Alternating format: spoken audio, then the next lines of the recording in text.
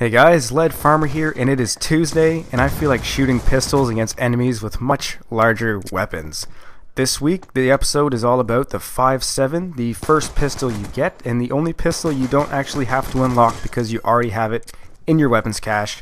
And there is good reason for that, because if you've ever used it as a secondary weapon and you pull it out after you've injured somebody or run out of ammo, it kinda sucks. And the reason for this is because this is a low damage output weapon. It requires 3 bullets, even at very close quarters, to kill somebody.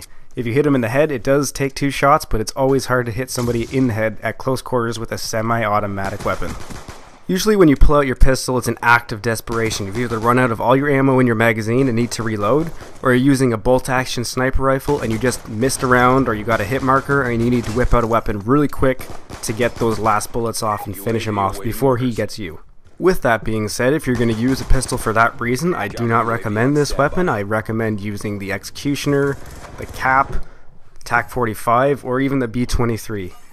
Any of those will do better than the 5.7 at that kind of situation. However, the 5.7 does excel in other areas, and I will get into that in just a second. But first, I will tell you about the gameplay that you're watching.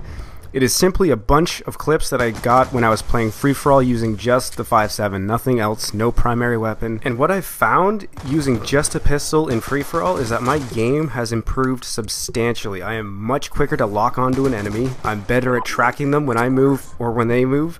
I can jump around, jump in circles, jump around corners, and lock onto an enemy super quick.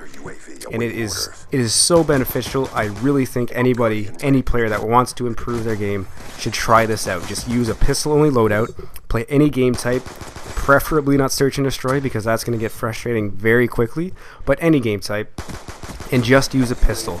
You're going to be forced to think about the game differently. You're going to run around in different routes. You're going to have to flank the enemies better. You're going to have to be quicker on your feet. You're going to have to, absolutely have to lock on enemies quicker than they're going to lock onto you. Because getting those shots off with a semi-automatic pistol is much harder than using an assault rifle. Something with rapid fire, it's going to be much easier to kill you. So you're going to be forced to move around when you're shooting and lock on quicker. So definitely do it. I recommend playing 3, 4, or 5 games with just a pistol. And what you're going to find is that the first 2 or 3 games are going to be horrible. You're going to die a lot. You're definitely going to have a negative KD. But after those 3 or 4 games, you're going to start improving. And then after the 5th game, switch back to whatever your favorite weapon is, and you will see an improvement. I can guarantee it. It happened for me, and I'm only getting better. You know, I'm using every pistol, and each pistol is very unique, so you're going to have different play styles. And you can take all of that and use it with your better weapons, and it only gets better the more you use the pistol, so definitely give it a try.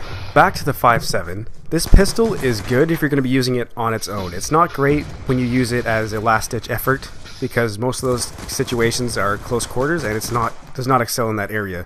It's good for medium-range gunfights. And in free-for-all, those are the majority of the gunfights you get into.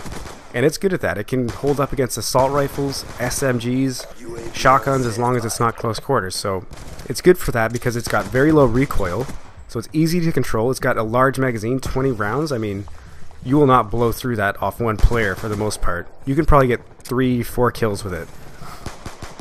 Its reload is fast, as most pistols are, so you don't have to worry about that.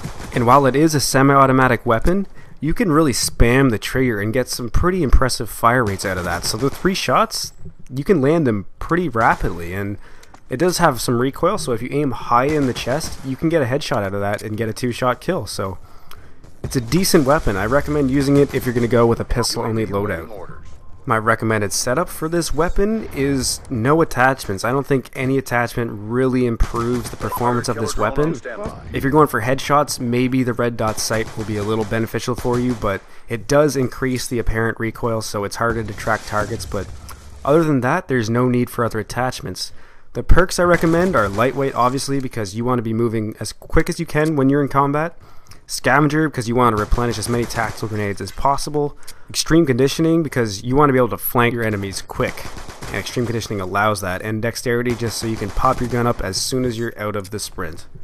And that's about it for this video. I did notice what I think is a glitch on this weapon. When it has gold camo and you reload it, the magazine always goes in black but comes out gold. I don't know if you saw it, but let me know in the comments and I'll catch you next time.